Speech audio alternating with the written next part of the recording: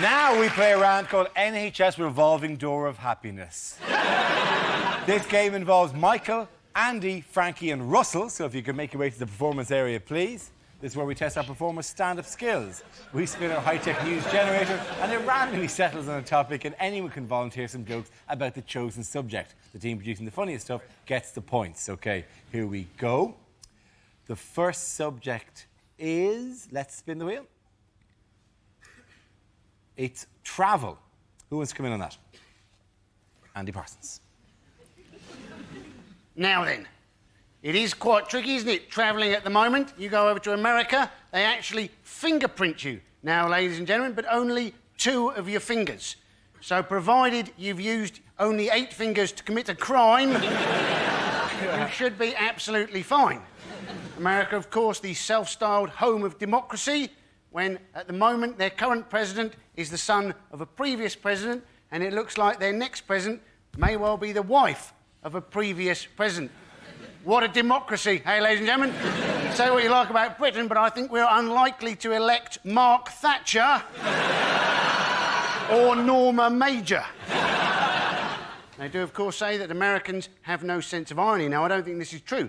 I think Americans do often have a sense of irony. What they often don't have is a sense of self-deprecation. Only in Britain would we have a best-selling book entitled Crap Towns, and they'll have to produce a second book, Crap Towns 2, because too many British people had written in complaining that their town hadn't made the first book. Thank you very much, Andy. Right, let's spin the wheel again. The subject is relationships. Yeah, that means relationships, that picture there. That represents all of our That looks like an extramarital relationship. Good. Hello. I've taken this subject. Yes, I am in a relationship with my wife. Thank you. We've married for 3 years and we've been together for 8 in total. And supposedly this is enough for her to say to me the other day, quite by surprise, she says, I want to try this thing. My friends have done it. I've seen it on the TV. It's really good fun. Just say you'll do it. I'm like, I don't know what to do, so I can't really agree to that. Just say you'll do it! So I thought, OK, well, I don't want this to be a row. I haven't really said anything yet. So I said, fine, what is it? She said, great!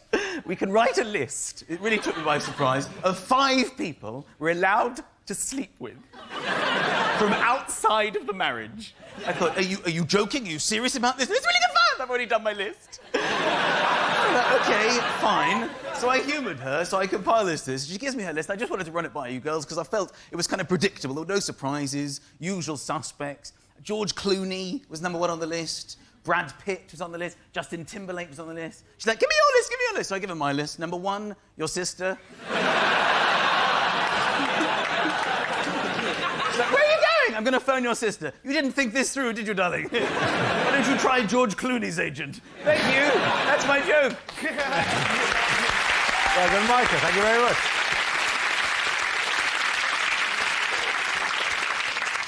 OK, Russell and Frankie are left. The next topic is men's health is the next topic, as represented by the knee. The window on the man's soul, the knee. Well, we've all been there, let's be honest. Jesus. And it's got quite a nice pant ferret there, which is a bit of hair. Never mind.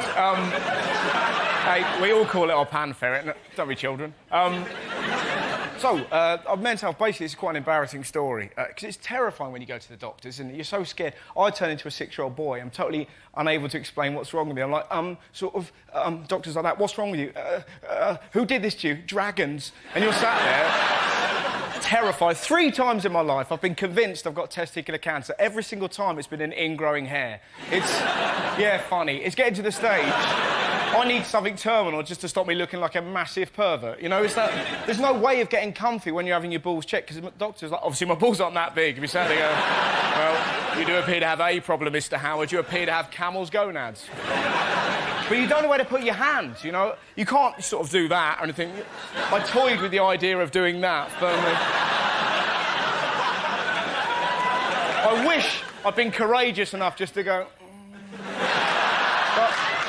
But I sat there like a timid T-Rex as my penis gently shrunk.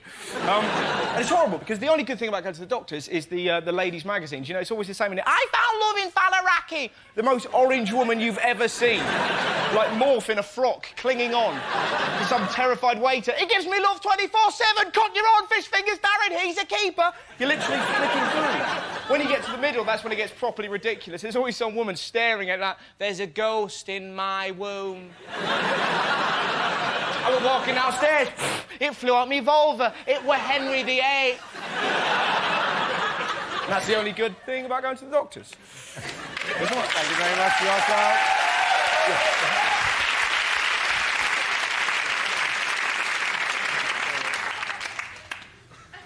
Thank you very much. OK, I'll give him a round of applause again. Sorry, by the way.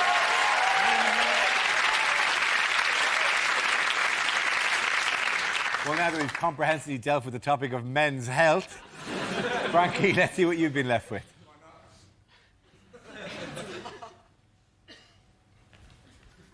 Yeah, it's you. By process of elimination, Frankie, away you go. Latvian runners. I'm guessing that's sport. It's sport. Oh, did I not? Oh, I thought we were still on men's health, to be honest. I thought we were still dangerous to the testicles, really, is what that picture seems to indicate to me. OK, we'll, let's do it again. Sorry, my mistake. OK. Do you want to go? Yeah, there we go. Frankie, let's see what you've been left with. I'm guessing sport. They say that the Olympics is going to rekindle English national pride. I mean, come on, for 9.2 billion, you could have written "fuck off Germany" onto the moon.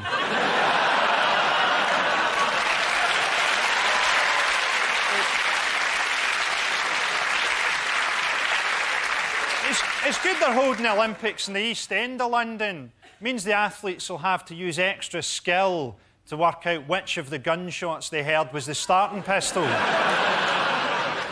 Glasgow's getting in the act. Glasgow's bidding for the Commonwealth Games. Be good to finally see an international athletics event with a crowd fail a drugs test. The East End of Glasgow is already like an Olympic village. Lots of people who struggle to speak English wandering around in tracksuits. I'm looking forward to our opening ceremony, seeing them lighting that torch from a smouldering Ford Focus. Frankie Boyle, they're done up. Well, let's give the points. Round of it. Andy and Russell get the points in that one. Come back down.